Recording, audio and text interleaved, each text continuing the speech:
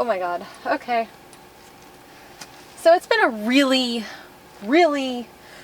long time since I've done a full-blown book haul.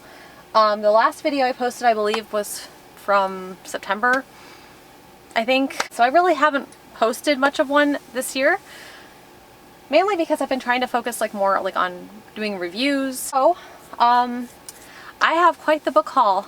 So let's go ahead and just get into all of the books that I have bought. One of the first books that I bought, I've heard a lot of really good things about this one. It's called The Prison Healer, and I knew more about this when I bought it originally. And it's a 17-year-old Kiva Meridian has spent the last 10 years fighting for survival in the notorious death prison Zaldanov, working as a prison healer. When the rebel queen is captured, Kiva is charged with keeping the terminally ill woman alive long enough for her to undergo the trial by ordeal, a series of elemental challenges against the torments of air, fire, water, and earth, assigned to only the most dangerous of criminals. Then a coded message from Kiva's family arrives containing a single order: "Don't let her die, we are coming." Aware that the trials will kill the sickly queen, Kiva risks her own life and volunteers in her place. If she succeeds, both she and the queen will be granted their freedom. But no one has ever survived. With an incurable plague sweeping Zaldanov, a mysterious new inmate fighting for Kiva's heart, and a prison rebellion brewing, Kiva can't escape the terrible feelings that her trials have only just begun. This is the first, I believe, in a trilogy. I know the second book is getting ready to be released really soon, and I've been hearing nothing but amazing things about this. So I actually got this from Barnes & Noble, I believe. I had a 20% off coupon, and so I decided to go ahead and get this while I could get it for about 12 bucks, because it's usually a lot more than that. So I'm really excited for this one. So the next book that I got is a fantasy, and I really wanted to get this hardcover copy. It's called Master Artificer. This is a second book in a series by Justin T. Call. I have the first one. I held it quite a while back, but I'm very intrigued by this series. I'm collecting them while I can, because the thing about it is these books, this series is going to take a long time to release, and I know that this is going to be a series that I'm probably going to end up really loving, just based off of the premise for it. This is a high fantasy adult book regarding the villain. So this is the second book. The first book is called Master of Sorrows, and this is the Silent God series. And it looks like, according to Goodreads, as of right now, there's only 4 books that they've talked about having. But I think somebody told me that there's this is gonna be an 8 to 10 book series. So I'm kind of intrigued, but this is all circulating around the villain. And the first book's description is: have you heard the story before of a young boy, orphaned through traumatic circumstances, rising by a wise old man who comes to a fuller knowledge of his magic and uses it to fight the great evil that threatens his world? But what if the boy hero and the malevolent, threatening taint were one and the same? What if the boy slowly came to realize that he was the reincarnation of an evil god? Would he save the world, or would he destroy it? Among the Academy's warrior thieves, Aniv Debraith is an outlier. Unlike his classmates who were stolen as infants from the capital city, Aniv was born in the small village of Chenbalau, was believed to be executed, and then unknowingly raised by his parents' killers.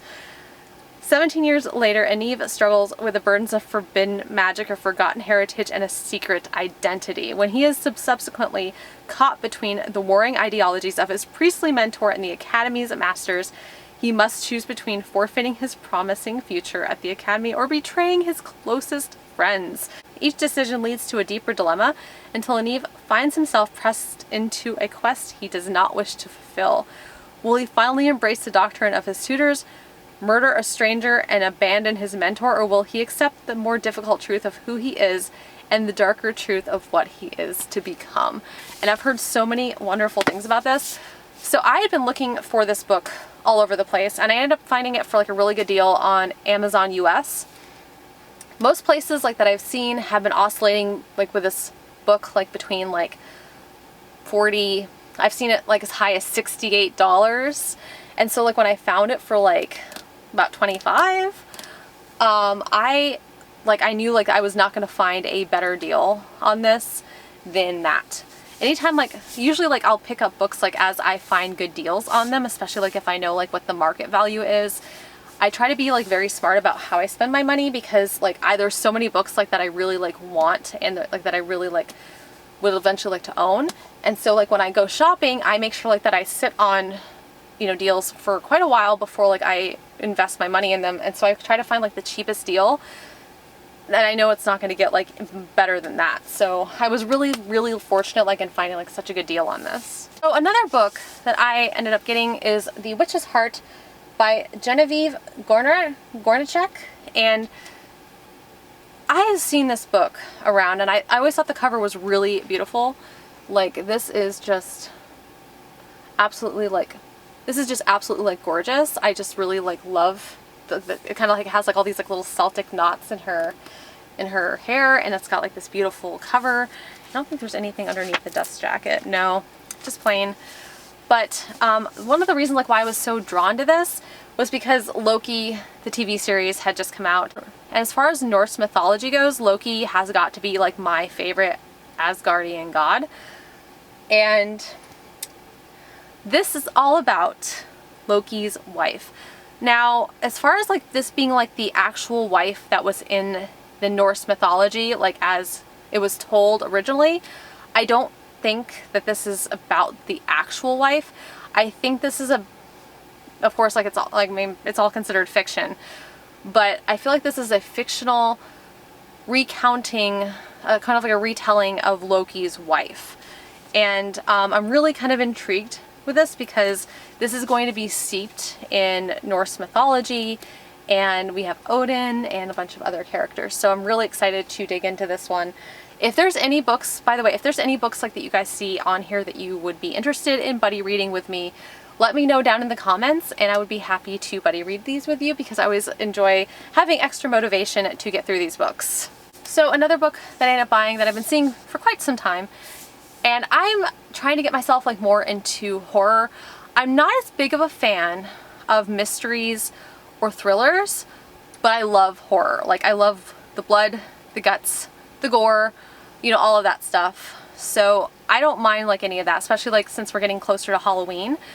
So the next book that I ended up picking up is Goblin. It's a novel in 6 novellas, and it's by Josh Malerman. And Josh Malerman is the same one that wrote The Bird Box, I believe.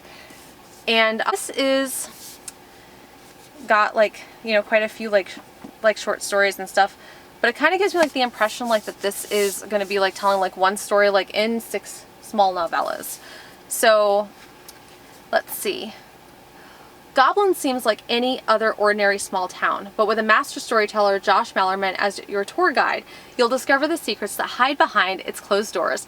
These 6 novellas tell the story of a place where the rain is always falling, nighttime is always near, and your darkest fears and desires await. Welcome to Goblin. A man in slices. A man proves his legendary love to his girlfriend with a sacrifice even more daring than Vincent van Gogh's, and sends her more than his heart. Camp. Walter Camp is afraid of everything, but most afraid of being scared to death. As he sets traps around his home to catch the ghosts that haunt him, he learns that nothing is more terrifying than fear itself. And the next story is Happy Birthday Hunter. A famed big game hunter is determined to capture and kill the ultimate prey, the mythic great owl who lives in Goblin's dark forests. But this mysterious creature is not only a secret, the woods are keeping. Presto, all Peter wants is to be like his hero, Roman Emperor, the greatest magician in the world. When the famous magician comes to Goblin, Peter discovers that not all magic is simply an illusion. The next story is a mix-up at the zoo. The new zookeeper feels a mysterious kinship with the animals in his care, and finds his work is freeing dark forces inside him. This sounds so crazy.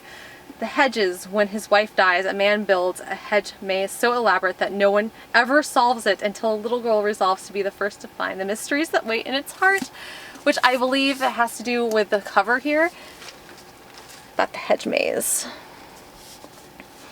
It's just a reflection of only one of the short stories in this. And I do love this cover. Like, this cover has so many spooky vibes, and I think it's gonna be perfect for around October time, because like I'm really like looking now towards all the spookiness that's going to be coming out towards October. I also have some Book of the Month books here from the last few months. I'm going to start with the ones I got from last month. We have this one right here.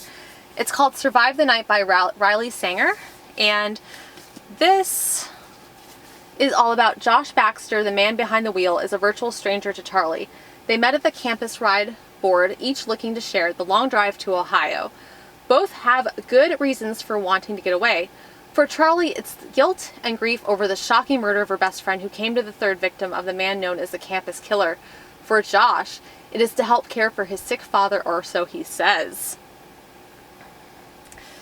The longer she sits in the passenger seat, the more Charlie notices there's something suspicious about Josh. From the holes in his story about his father to how he doesn't want her to see the inside of his truck. As they travel an empty, twisting highway in the dead of night, an increasingly anxious Charlie begins to think she's sharing a car with a campus killer. Is Josh truly dangerous, or is Charlie jittery mistrust merely a figment of her movie-filled imagination? One thing is certain, Charlie has nowhere to run and no way to call for help. Trapped in a terrifying game of cat and mouse played out on pitch-black roads and its neon-lit parking lots, Charlie knows the only way to win is to survive the night. This is the newest Riley Sanger book. I actually have a lot of Riley Sanger to catch up on. He has written quite a few books, and I've only read one of them, but I loved it so much because it had like that creepy haunted house vibe. It's the one with a pink cover. I'm gonna have to look that one up because it seems like every like one of his books, like up until like this like one had a color theme almost. I don't know if you guys, one of them was blue, one of them was green, one of them was pink, which is the one I read.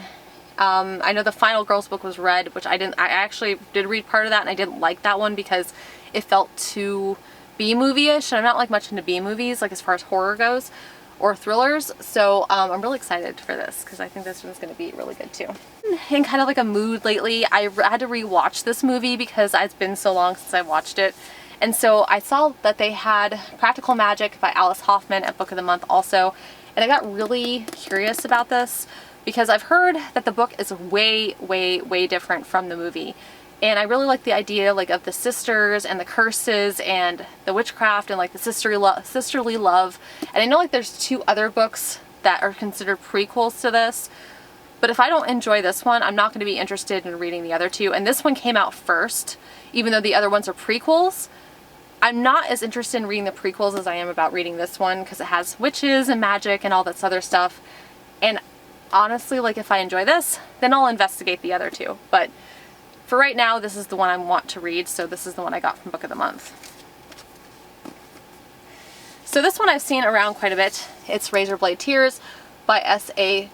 Cosby, and this is another thriller about 2 men who have boys that go missing, and this is kind of like a cut and dry, them trying to figure out what happened to their boys and who the killer was and like where they disappeared to and everything else. And I heard that this was a very, very gritty, very intense thriller, and I don't read very many thrillers. Like I said, I'm more into horror, but the way that this was described, I feel like that this book is going to be like way up my alley because, and the main like reason I end up enjoying horror more than I enjoy thrillers is because if I'm going to have violence like in my books, if I'm going to have like, you know, like lots of like carnage and everything else, I want the book to go all out. And I don't always feel like thrillers do that for me.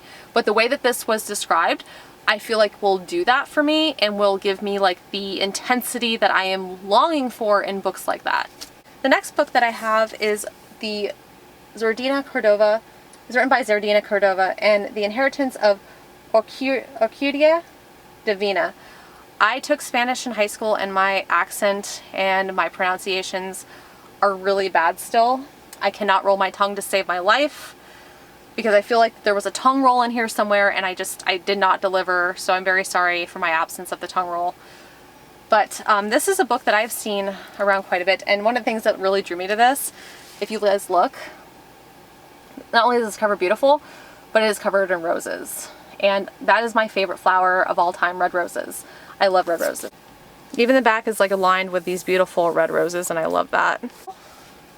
The Montoyas are used to life without explanations. They know better than to ask why the pantry never seems to run low or empty, or why their matriarch won't ever leave their home in Four Rivers, not for graduations, weddings, or baptisms. But Orquídea Divina invites them to her funeral, and to collect their inheritance, they hope to learn the secrets that she has held on to so tightly their whole lives. Instead, Orquídea is transformed into a ceiba tree, her limbs stretched into roots and branches, leaving them with more questions than answers. 7 years later, her gifts have manifested in different ways for Mara, Ray, and Rhiannon, granting them unexpected blessings and powers.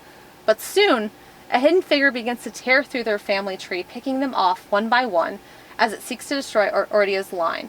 Determined to save what's left of their family and uncover the truth behind the inheritance, their descendants travel to Ecuador, to a place where Orquídea builds her secrets and broken promises and never looked back. This sounded so good, and I've seen so many people read this and just really love it. I wanted to get it so I could love it too.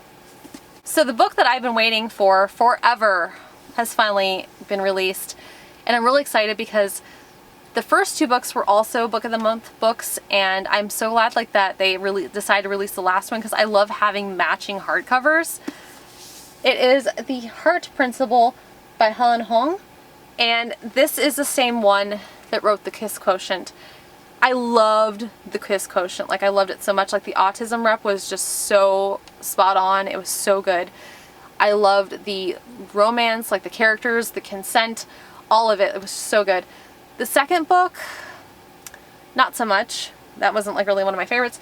But this, I believe, has a enemies to lovers trope, which is my favorite trope. So I do feel like I'm going to love this one a lot more than the previous book.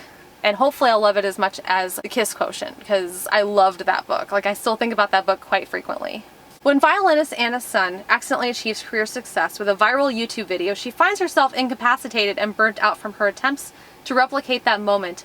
And when her longtime boyfriend announces that he wants an open relationship before making a final commitment, a hurt and angry Anna decides if he wants an open relationship, then she does too. Translation: she's going to embark on a string of one-night stands. The more acceptable the men, the better.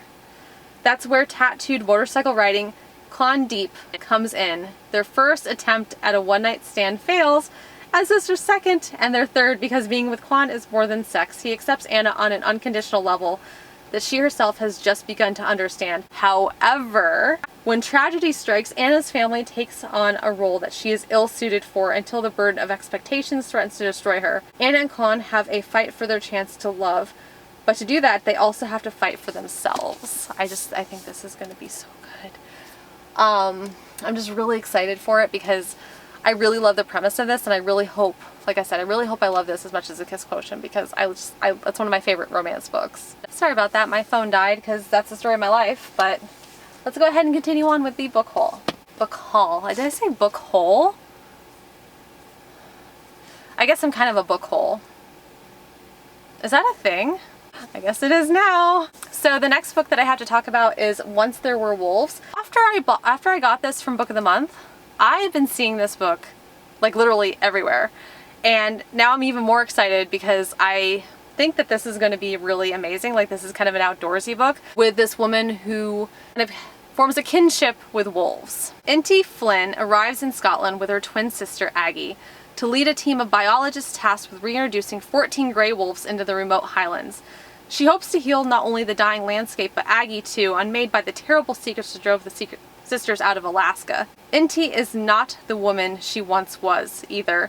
Changed by the harm she's witnessed, inflicted by humans on both the wild and one another. Yet as the wolves surprise everyone by thriving, Inti begins to let her guard down, even opening herself up to the possibility of love. When a farmer is found dead, Inti knows where the town will lay blame. Unable to accept that her wolves could be responsible, Inti makes a reckless decision to protect them. But if the wolves didn't make the kill, then who did? And what will Inti do when the man she is falling for seems to be the main suspect? Propulsive and spellbinding, Charlotte McConaughey's Once There Were Wolves is the unforgettable story of a woman desperate to save the creature she loves. If she isn't consumed by the wild, that was once her refuge. So yes, I'm really excited about this one too, because like this is another like one that just seems like it's going to be really good. So I'm going to show off some of my illumicrate and my fairyloot editions that I've gotten recently, because I am so in love with them.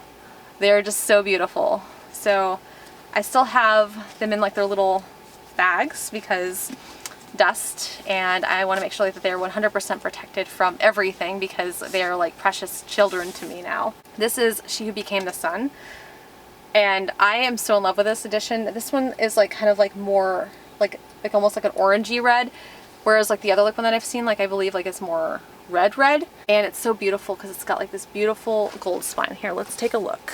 Beautiful gold spine. It's got gold here. These sprayed edges are by far and above some of the most beautiful sprayed edges, stencil sprayed edges like that I've ever seen in my entire life. And the top is yellow, and the bottom is like the reddish orange, like that kind of matches the front cover. Now underneath here, we have these beautiful end pages. I love these so much. They're so gorgeous, and they match the side perfectly. And dragon on the front of this, and it says, "She didn't just want greatness, she wanted the world." That's what it says on the dragon. We have our characters on the inside here. This to me looks like this is Ouyang, and then this is Zhu, our main character, and this is Zhu, and the Zhu is the protagonist, and Ouyang is the antagonist. So very beautiful. I love this so much, like the inside artwork. But that is not all. This book is also signed by the author. So this is the very first book in the Radiant Emperor series, and I've already read this. I have done a full review if you're interested in it. It's gonna be right up here, and I love this book. This is a sapphic romance, female, and it's all about like this girl who wants to achieve greatness. And the fortune teller says that she will never achieve greatness, but her brother will. However, her brother ends up dying, and she assumes his name. She's actually nameless before he dies, and assuming his name. And she goes and she lives in a monastery for a while and becomes a monk. And things kind of take her away from that. So, I mean, like, this is kind of like, this story is just so much like progression and everything else, and it's so good. I am so happy like that I ended up like with this copy, because this copy is absolutely to die for, and I feel so happy to have this particular copy. Alright, so the next book I'm going to talk about is the one I got from Fairyloot, and this is also beautiful because this is the UK edition, and it's pastel. It's 6 Crimson Cranes by Elizabeth Lim, and this is another one that I am just absolutely obsessed with. Look how beautiful this is. I am so obsessed. We have cranes, stencil sprayed edges. This is a Fairyloot limited exclusive book. Oh, this is so beautiful. We have beautiful sprayed edges on top and bottom. And look at this. This is so beautiful. I love this. And then on the inside of the dust jacket, we also have this beautiful kind of like scenery here. I love this so much. Like, this entire book is like an experience as far as like artwork goes, and I'm such a sucker for artwork. I love artwork. And just so you guys know, this beautiful book is also signed by the author. This book is absolutely stunning. I am so tickled pink. I actually, this is by the same author that wrote Spin the Dawn, and I've been really like wanting to read this. This is the first in a series, and it says, Shiori Anma, the only princess of Kyoto, has a secret forbidden magic runs in her veins. And on the morning of her betrothal ceremony, Shiori loses control.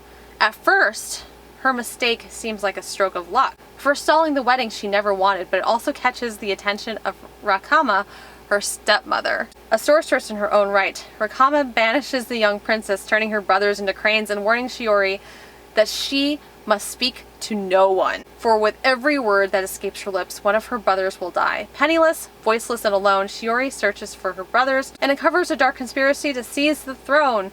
Only Shiori can set the kingdom to rights, but to do so she must place her trust in a paper bird, a mercurial dragon, and the very boy she fought so hard not to marry, and she must embrace the magic she's been taught all her life to contain, no matter what it costs. I am so excited for this.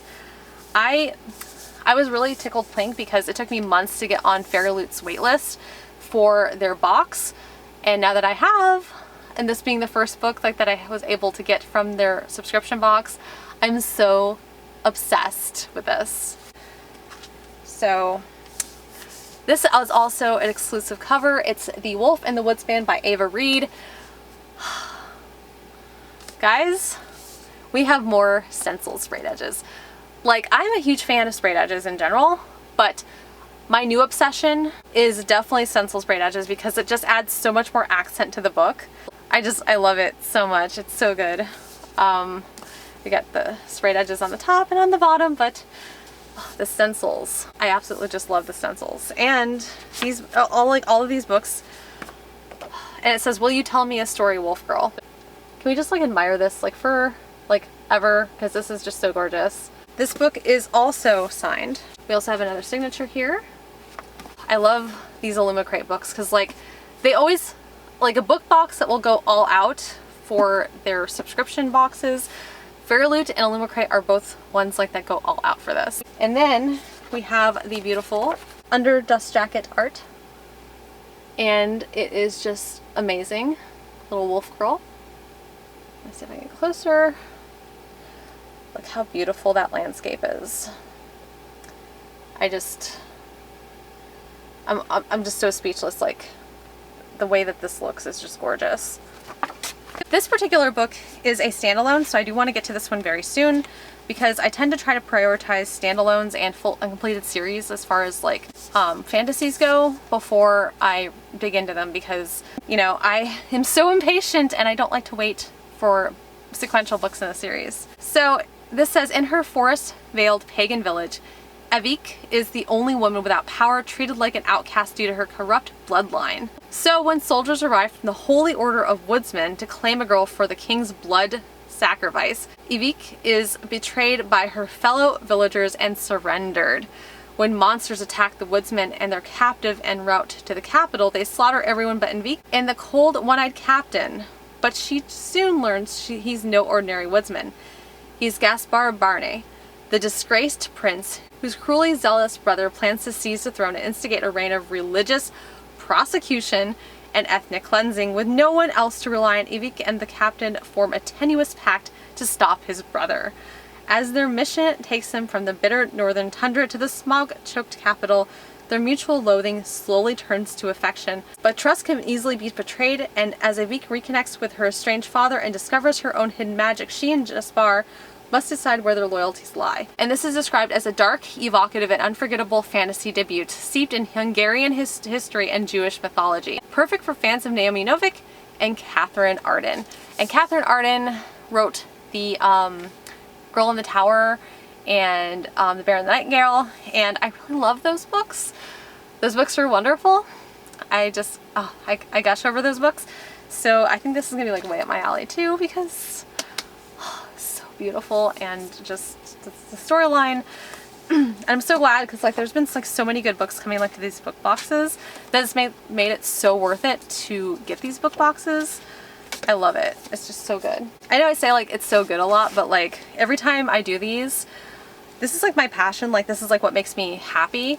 And honestly, like I don't get super excited about a lot of things, but when it comes like to new books, when it comes to you know, like having buying like new books, if like I'm having a bad day, which lately I've been having a lot of really bad days.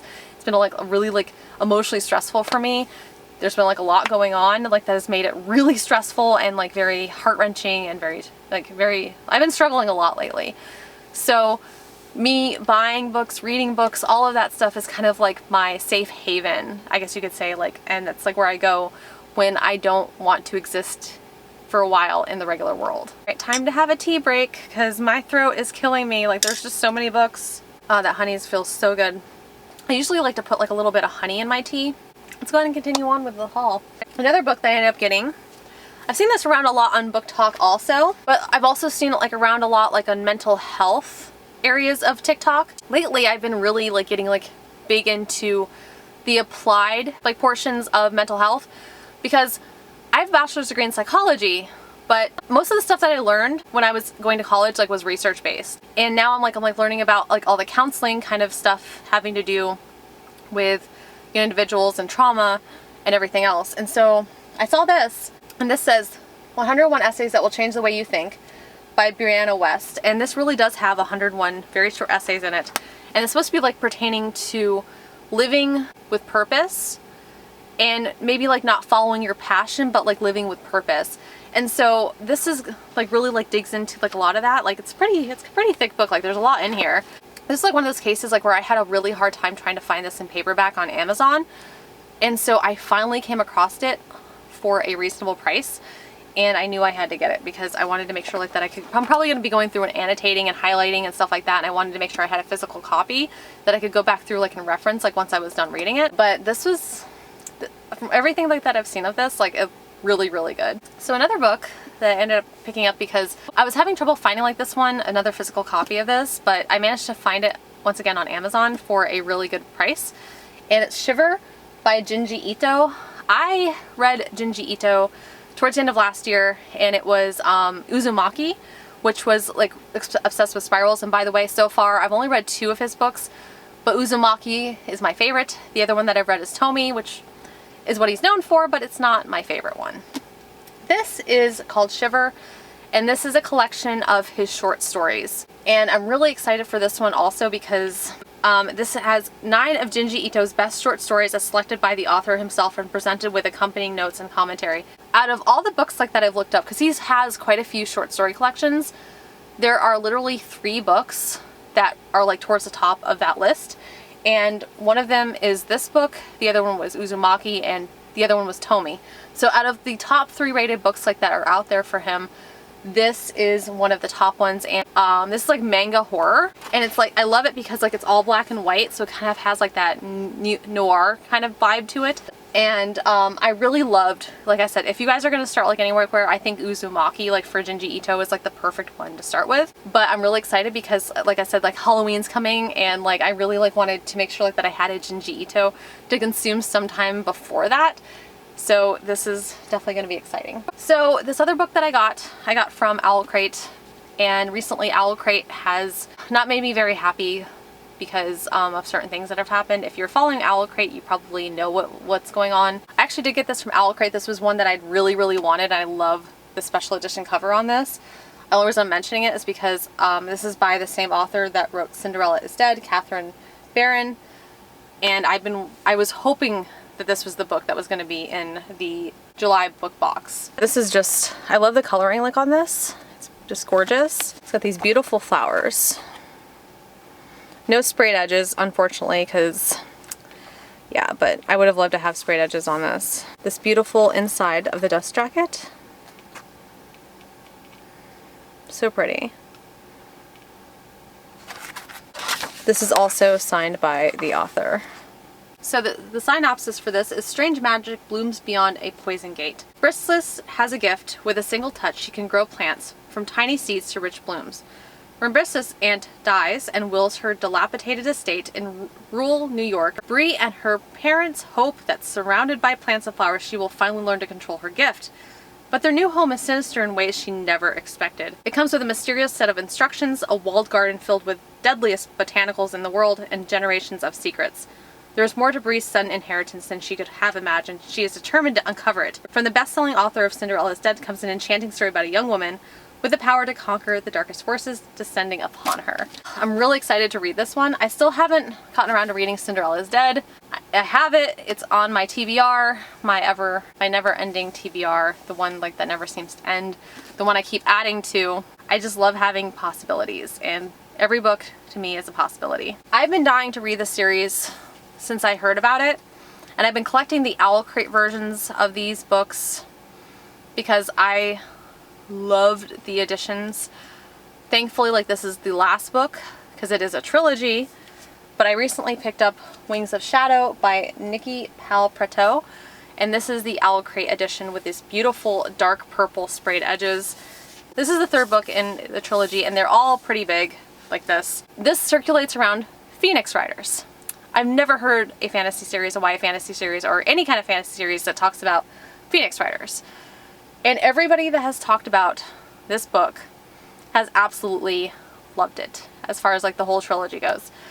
So I was collecting these one by one so that I could binge the series. And I really plan to do like that very, very, very soon because I want to know what all the hype is about. But these owlcrate editions are gorgeous. I actually got the very first book by accident because I wasn't even subscribed at book boxes at that time. I found it on Amazon, and it turns out it was a collector's edition from owlcrate. After that one, I wanted to make sure I had the whole set, so I started collecting them, and this is the third one. So the last book I'm going to talk about is one that I recently got. It is a UK special edition of The Comfort Book by Matt Haig, and this is a signed edition. I managed to find one edition from Blackwell's. It's also got these beautiful dark blue sprayed edges like royal blue, and I really love this edition because we have end pages and then match the cover. We have these beautiful kind of like sunset here, and it goes like all the way to the back. It's so beautiful. So Matt Haig is really big on mental health, and because he's so big on mental health, I've read pretty much the other books that he's written, Reasons to Stay Alive, and then I have Notes on a Nervous Planet, and most of his books, like even his fictional books, relate to mental health one way or the other. So I really appreciate that about him because, you know, I really like to read about mental health because somebody who struggles with anxiety and somebody who struggles with depression, and it's really hard to have, you know, instances like where people do not see that. So this book is his newest one. It just recently came out, and it's basically like reflections of hope and survival. And it's kind of great because like there's a few essays in here, but then you have like little short paragraphs like this, you know, and then it's just like a bunch of like little motivational things that exist like throughout this book. So I really like that. It's gonna be a really quick read. I'm really excited. I've been like looking at this book for months, and I finally got my hands on it, so I'm hoping to read this also very soon. Well guys, thank you guys so much for joining me. I hope you guys liked this book haul. So if you guys like this video, hit the little like, hit subscribe, hit the little bell icon if you guys want to receive emails every single time I post. I'm also on Amazon, Goodreads, Instagram, and Twitter. Those links are linked in the description below. And I hope you guys will join me again very soon for another video.